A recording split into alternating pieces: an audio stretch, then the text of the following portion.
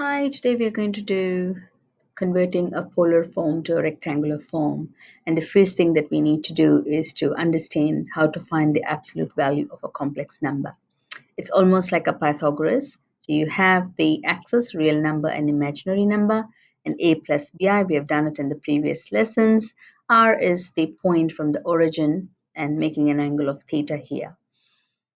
The formula is absolute value of z is a square plus b squared square root of it, just like how you would do a Pythagoras. Today we're going to learn how to do polar form, writing the complex numbers in the polar form. And I already told you what the distance from the origin is called as and what the argument is.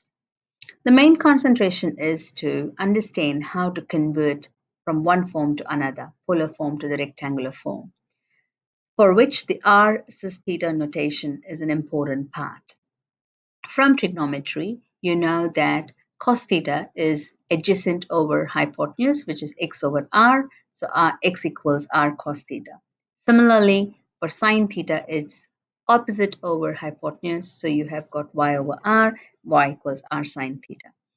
We already know that in the rectangular form, we write it as x plus iy or yi, and therefore we substitute the values of r cos theta and r sine theta, take r as a common factor, and we are left with cos theta plus I sine theta. For convenience, we combine the cos and the sine, and we call it as r cis theta. See, cis stands for cos plus I sine.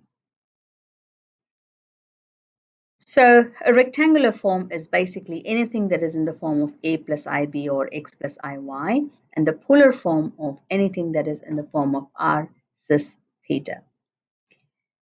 An example of finding the rectangular form, changing the rectangular form to a polar form is given here, where you are changing 3 cis negative 150 into a rectangular form as a plus ib.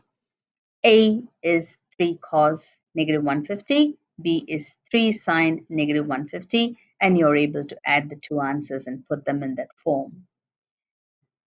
The trickiest one is the polar form, where you have changing into polar form. The first thing that you need to do is to find r, which is root of a squared plus b squared, which is negative 4 squared plus 2 squared. You get root 20. You have the option of keeping it as root 20 itself or 4.47.